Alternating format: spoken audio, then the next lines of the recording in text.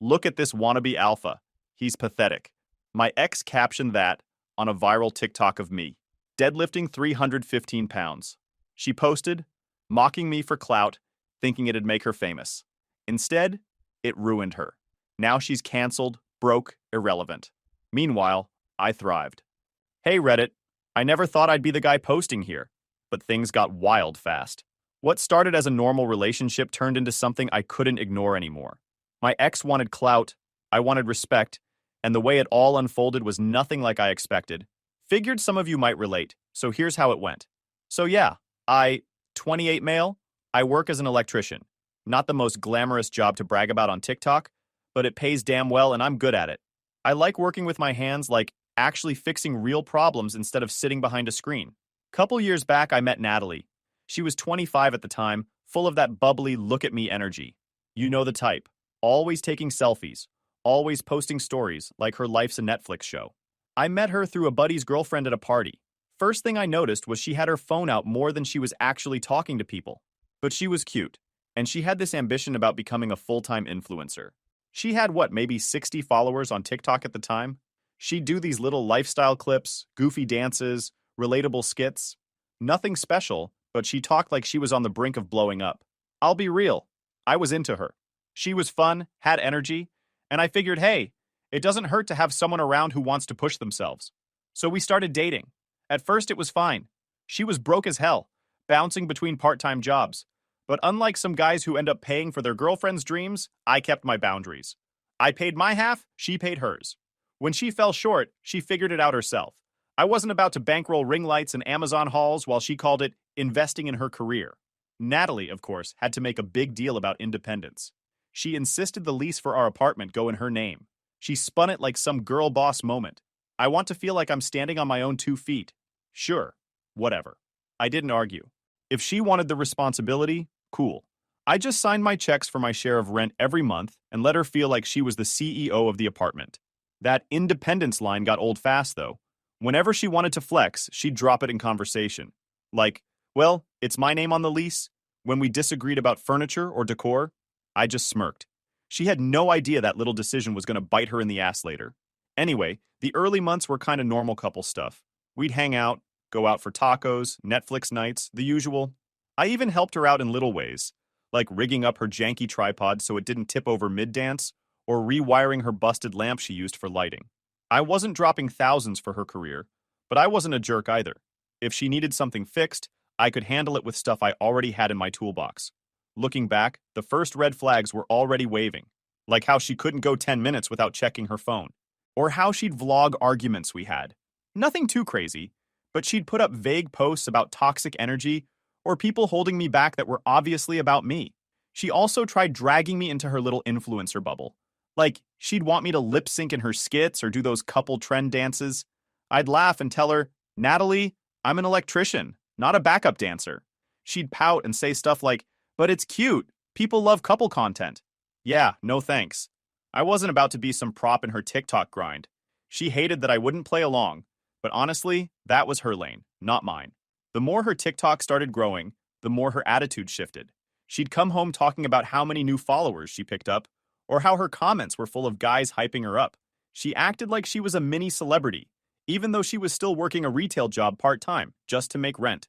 I'd listen, nod, then go back to my work calls or planning my next side job. My reality was about actual bills and contracts. Hers was about likes and hashtags. Thing is, I never felt insecure about being an electrician. I've got a solid trade, good money, job security, and respect. But she wanted flash. Fast cars, six-pack abs, jet-set Instagram vibes. Stuff that wasn't real life. I didn't see it then, but she was already planting the seeds for where things would eventually blow up. The start of our relationship was basically me living normal, stable life while she tried to turn everything into content. And me, I let it slide because I thought it was harmless. But looking back, I should have known. Every girl boss independence speech, every time she filmed instead of lived, every little dig at me not being flashy enough, those were all warnings. I just didn't cash them in yet. Because the truth is, I wasn't naive. I wasn't sitting there like some clueless simp pouring cash into her dream. I was watching, waiting, and I knew one day she was going to cross the line. And when she did, I wasn't going to play the nice guy. The thing is, it didn't take long for Natalie to start testing where that line was. Her first viral clip hit about 3 months into us living together. Nothing crazy, just one of those corny dance trends in the kitchen where she lip-synced to some audio. She dragged a chair into frame, slapped on some filters, and posted it. Woke up the next morning to 10,000 views. She acted like she had just landed a Netflix deal. From that point on, she wasn't Natalie anymore. She was Natalie the content creator. She said it like a job title.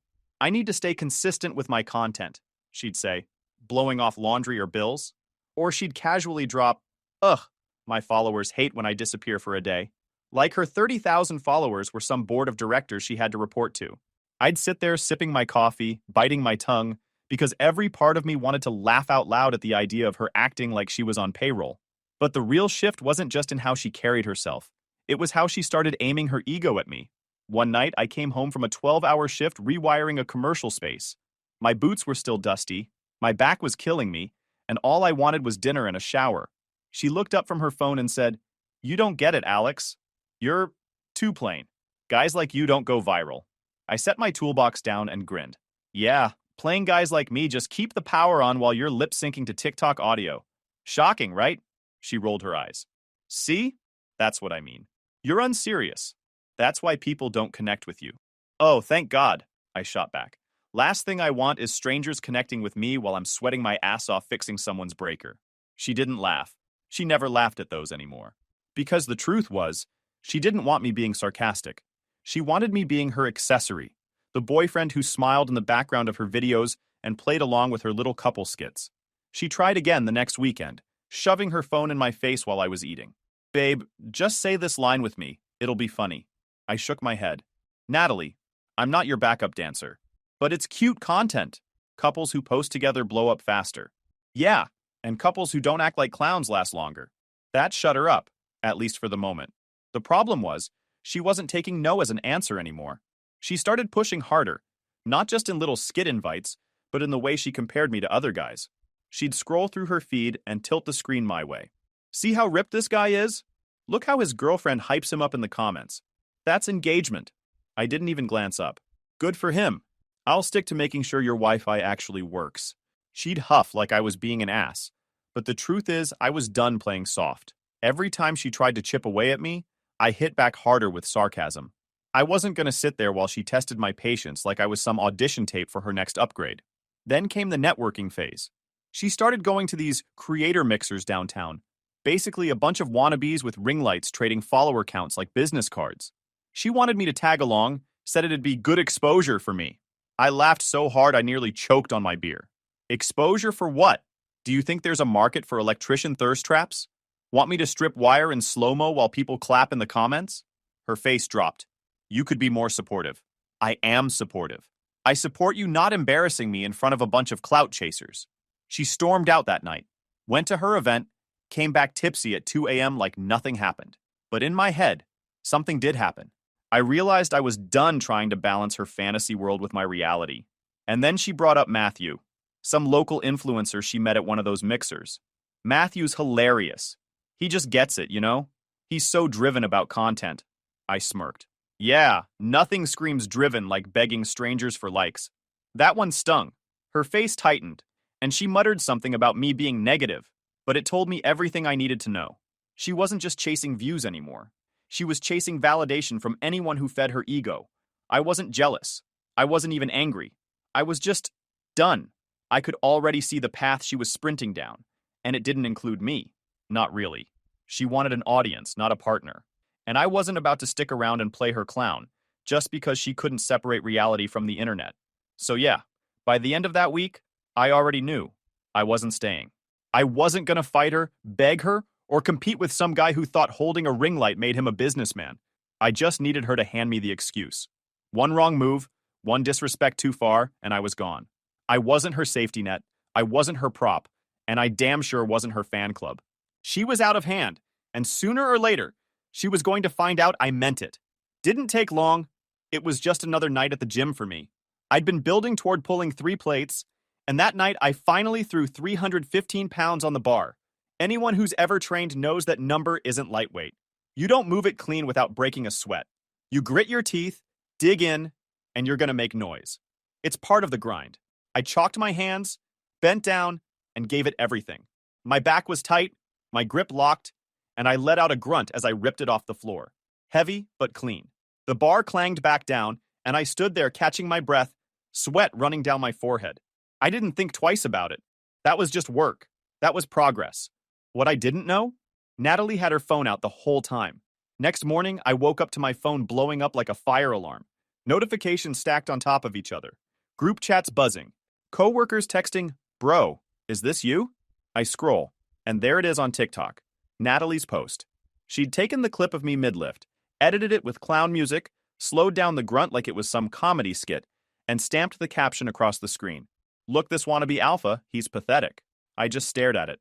Not even shocked, just cold. The comments were the same garbage over and over. The wildest part? The gym literally had no filming other members' signs plastered on the walls. Everyone knew the rule. She knew it too, and still snuck her phone out to turn me into content. LMAO, not the wannabe alpha grunts, haha. Girl, run. This is embarrassing. Deadlift? More like dead weight. Upgrade time? It spread fast. Hundreds of thousands of views before breakfast. That one clip catapulted her past 80,000 followers overnight, by far the biggest spike she'd ever had. She strutted around like she'd made it, bragging about sponsorships and collabs. But all it really did was paint a bigger target on her back. This wasn't relatable content. This was her putting me on display as a clown for strangers. I didn't rage. I didn't text her. I went methodical. First step, screenshots. Every frame, every comment, every share, saved and backed up. I copied the link, emailed it to myself. Cloud storage, hard drive. If she thought she was deleting this later, she was wrong. Second step, I scrolled down to my lawyer's contact and hit call. "Morning, Alex." He answered groggy. I didn't waste words. "Hypothetical for you. Someone records me without permission, posts it online, millions of views, captions it to humiliate me. Do I have a case?" Silence, then a chuckle. "Not so hypothetical, I'm guessing?" "Not at all." He cleared his throat. "We can hit her with misappropriation of likeness, false light, and emotional distress. She filmed you without consent, used it to grow her channel, and humiliated you with edits. Plus, the gym has a no filming policy. That helps. Save everything. Don't confront her yet. Let me dig in." "Already saved," I said. "Good. Sit tight. We'll line this up properly." I hung up and leaned back, staring at the ceiling. That cold calm sat in my chest. She thought she'd gone viral. What she didn't realize? She just handed me ammo. I went through the day like nothing happened. Took a call from a client, replaced a fried breaker, grabbed lunch with a buddy. A couple guys cracked jokes about the video. "Don't grunt too loud, Alex. You'll break the internet again." I laughed with them. They thought I was embarrassed. I wasn't. I was already 3 steps ahead. By the time I got home that night, I walked straight to the closet, dragged out a duffel bag, and unzipped it. Shirts, jeans, work pants, folded, stacked, packed. Boots lined up at the bottom. Tools I kept in the apartment, wrapped and tucked inside. Methodical, calm. Every piece of clothing I stuffed into that bag was another nail in the coffin of this relationship. No arguing, no speech, no warning, just action. Because I wasn't about to waste breath on someone who thought turning me into a punchline was content. She'd had her fun. Now it was my turn. The duffel bag sat by the door, half-packed, when Natalie came bouncing in like she owned the world. Phone in hand, face lit up by the screen, grinning ear to ear. "Babe!" The video's insane. We're at 500,000 views now. 500K. And look, one of the comments has 10,000 likes. People are saying I'm hilarious. She shoved the phone in my face. Comment read, "This girl deserves better. He's giving wannabe energy." Natalie laughed like she just won an award. I leaned on the counter, arms folded. "Congrats. You finally figured out how to make yourself relevant, by clowning your own boyfriend. Nothing says success like throwing the person who paid half your bills under the bus." She rolled her eyes, brushing me off. "Don't be so sensitive. This is how the game works. Relatable content, raw moments. People eat it up. That's why a sponsor reached out this morning. Free merch, maybe a collab deal. It's happening, Alex." I smirked. "So, you're trading respect for a $20 discount code?" Big moves, Natalie. Really proud. Her jaw tightened, but she doubled down. "You don't get it. This is my career. Matthew even said this was genius content. He told me I'm finally playing in the big leagues." I raised an eyebrow. "Yeah, Matthew. Your guru. Let me guess. Next, he'll tell you to dump me because it's on brand. She looked away, pretending not to hear. But before she could reply, her phone buzzed again. Screen lit up. Big, bold text. Matthew, can't wait for tonight. I caught it before she locked the screen. Didn't even flinch. Just let out a low chuckle. Yeah, you're real subtle. Her face went red. It's not what it looks like. He's just... I cut her off. Spare me. You're not smart enough to hide it, and I'm not dumb enough to care. You wanted someone on your level? Go have fun with Matthew. But remember, he's not paying your rent. That hit. She froze, mouth half open. I bent down, zipped the duffel the rest of the way, and slung it over my shoulder. Good luck covering it all yourself. Lease is in your name, not mine. So when I walk out, my tab is closed. You wanted independence. Congratulations, now you've really got it. Her voice cracked. Wait, you're seriously leaving? Over a video? I turned, calm as stone. Not over a video. Over the fact you showed me exactly who you are. The video just saved me time. She scrambled for leverage. You can't just walk out. This is our place. Our place? I laughed. That's funny. I remember you insisting it go in your name so you could feel empowered. I tapped the stack of envelopes on the counter. Electric, internet, all due soon. Looks like empowerment comes with bills. Have fun with that. Her eyes darted to the envelopes, panic flickering. You're an ass. You'll never find anyone who puts up with your boring routine like I did. I grabbed the Canon camera from the corner, the one I bought with my own money months back when she was crying about not having the right setup. I collapsed the tripod, tucked it under my arm. This one's mine. You can figure out how to film your next genius content without it. She sputtered, helpless. I didn't wait. I opened the door and stepped into the hallway. That's when Mrs. Jensen from across the hall poked her head out. Older lady, always friendly when I helped her with her fuses. She saw the duffel, saw Natalie behind me looking furious. Everything all right, Alex? She asked, concerned. I nodded. Couldn't be better. Just cutting out the dead weight. Natalie hissed from behind me. Don't tell her anything. I smiled at Mrs. Jensen. Don't worry. You'll be hearing her side of the story online soon enough. Mrs. Jensen gave Natalie a sharp look, then ducked back inside. I walked down the hall, duffel heavy on my shoulder, camera bag under my arm. The door slammed behind me, muffling Natalie's voice, though I didn't bother catching the words. Probably something about me being insecure or boring. Same script as always. But out here, it was quiet. I tossed the bag into the truck, set the camera bag in the back seat, and slid behind the wheel. Hands on the steering wheel, I took a breath. No guilt, no second guessing, just relief. She thought the video made me a clown, but all it did was expose her as the kind of person who tears down the person holding her up. Sponsors? Matthew? A million strangers in her comments? None of them were going to split the bills with her. None of them were sticking around when the views dried up. I started the engine. She wanted independence so badly. She could choke on it now. And me? I wasn't the punchline anymore. I was already on to the next chapter. The morning after I walked out, I felt lighter than I had in months. Woke up in my buddy's spare room, no notifications pinging, no fake giggles in the background, no staged candid photos cluttering the place. Just quiet. I brewed my coffee, sat down, and scrolled through my saved screenshots. Every frame of that gym video was locked up in my phone, in the cloud, even printed on my work printer just to be safe. The caption still made my jaw clench. Look at him trying to be the alpha male, he's pathetic. But now, it wasn't an insult anymore. It was Exhibit A. By noon, I was on the phone with my lawyer again. You've got everything? He asked.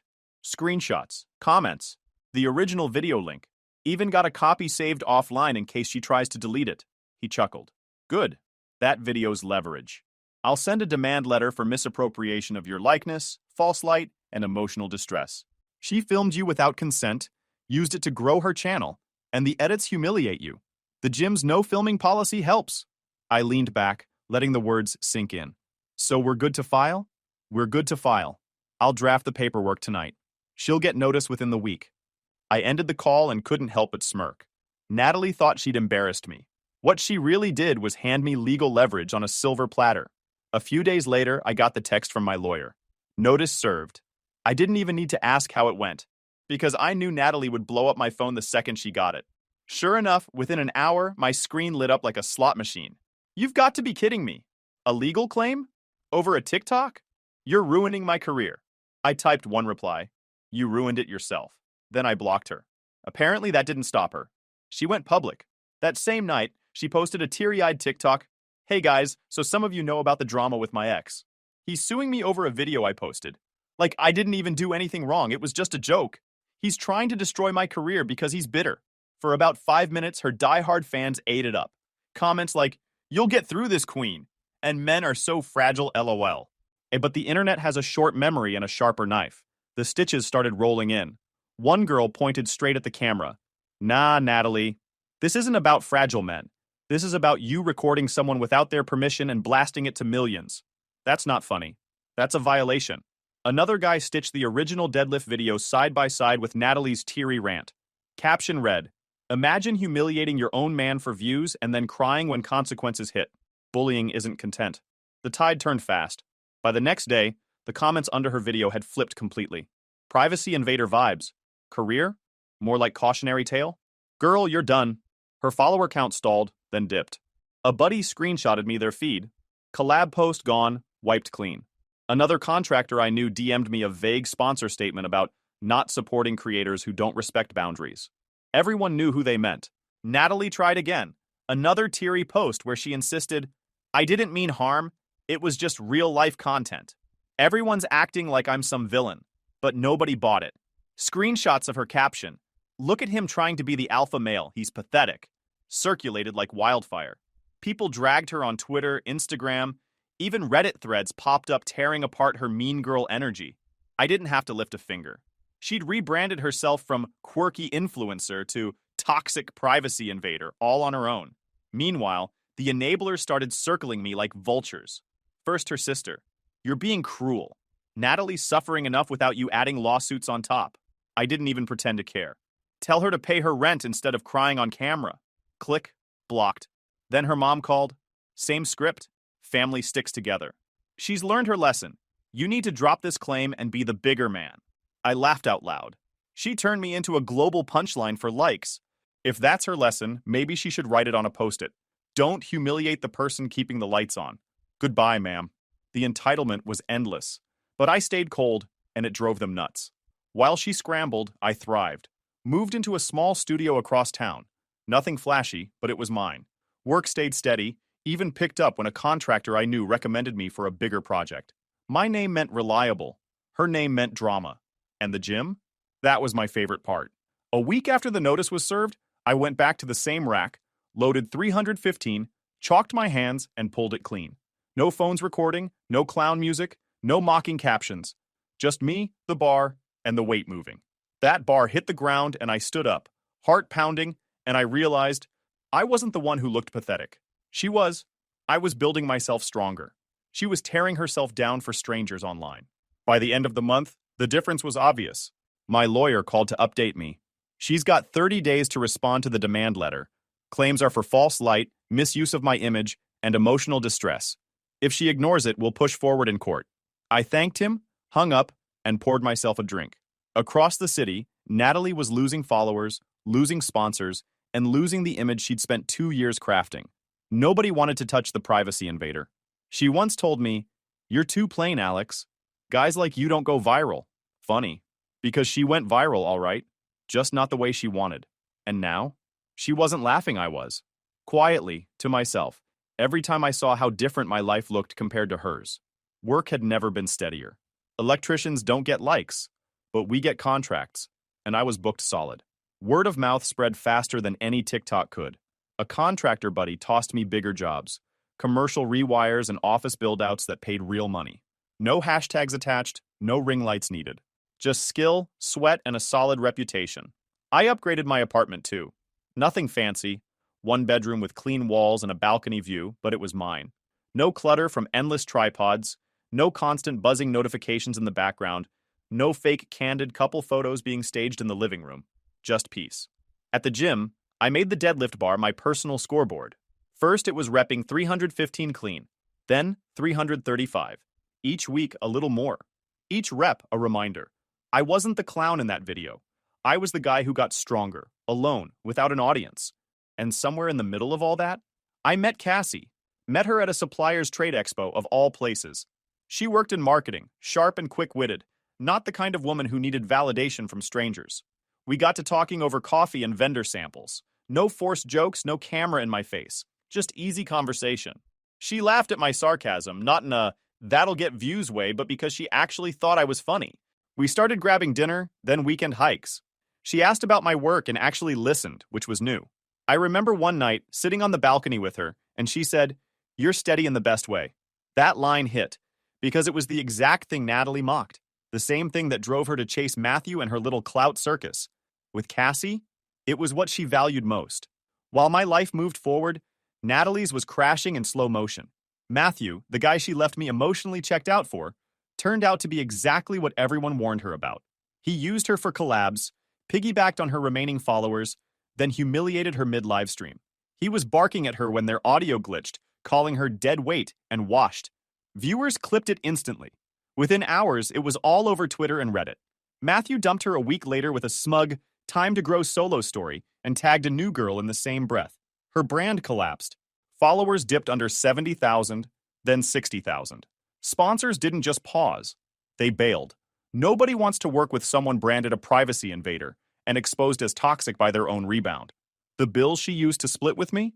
They piled up. Rent, utilities, phone, internet, all hers now. She went from bragging about independence to crying about it on camera. That's when she started crawling back. First, it was texts. "Alex, I'm sorry. That video was dumb. I miss us." Ignored. Then, voicemails. Her voice all cracked. "Matthew was awful. Not like you.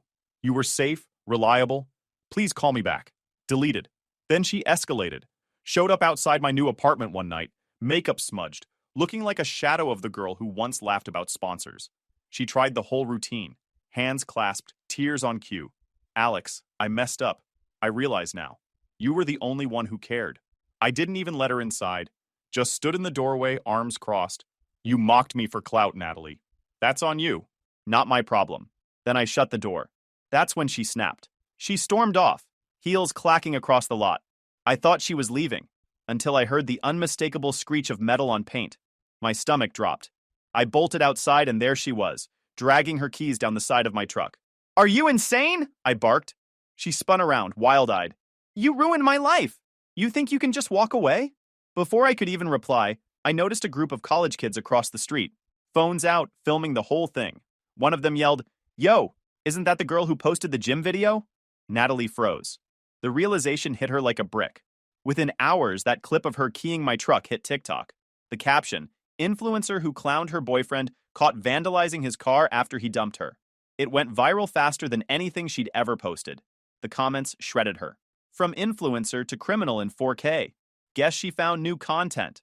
Felony edition. Washed, broke, and crazy. Yikes. Her brand wasn't just dying anymore. It was buried. She tried to DM me after that, begging me not to press charges.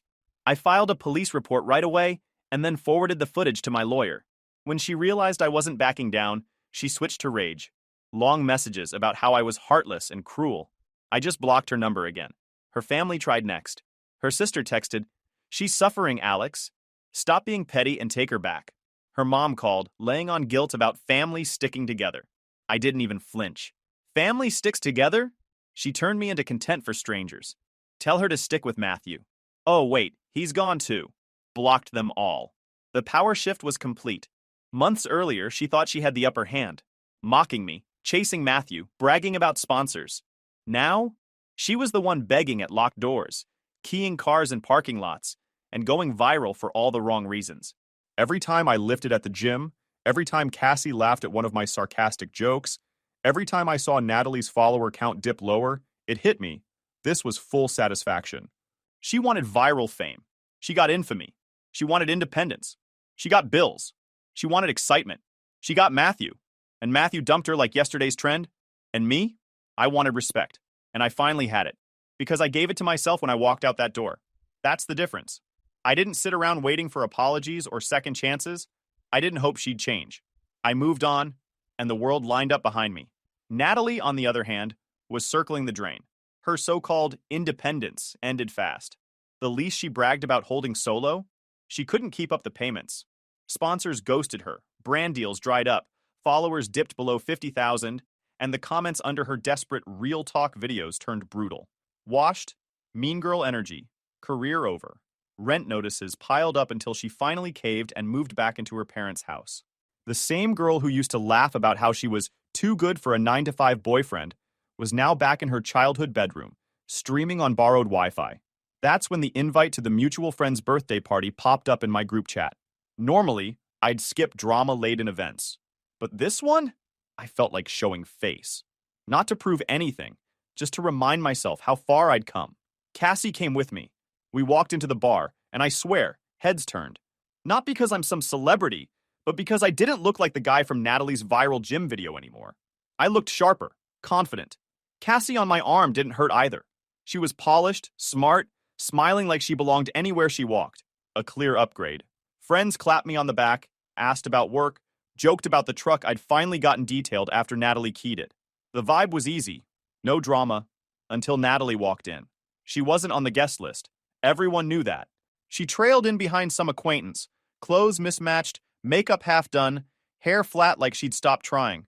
The fake confidence she used to ooze was gone. People noticed. Some whispered, some just gave pitying looks. And then she spotted me. Her eyes darted to Cassie, then back to me. I could see the wheels turning. She tried a smile, but it cracked halfway through. She marched over, ignoring the circle of friends around us. Alex, we need to talk. Privately. I didn't move an inch. Say it here or not at all. The group went quiet. Natalie shifted, realizing this wasn't going her way. Still, she pushed forward.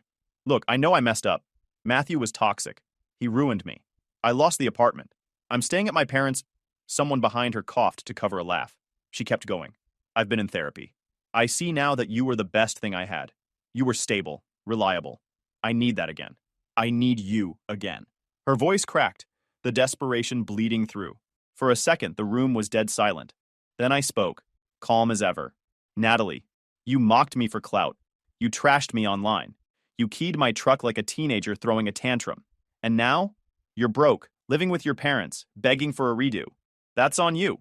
Her face twitched like she wasn't used to me firing back in front of an audience.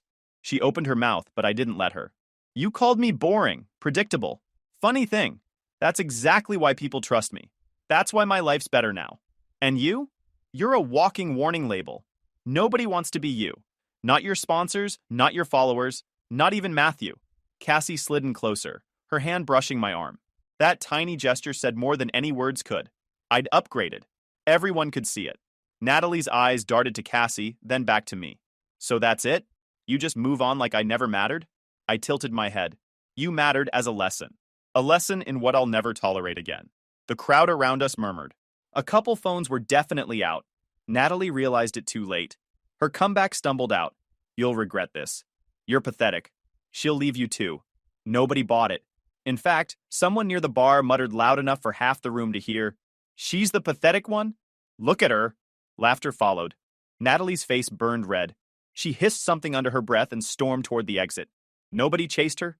Nobody called her name. She left alone, the same way she came in. I turned back to my friends, raised my glass, and said, "Well, that's done." The room cracked up, tension broken, conversation flowing again like she'd never been there.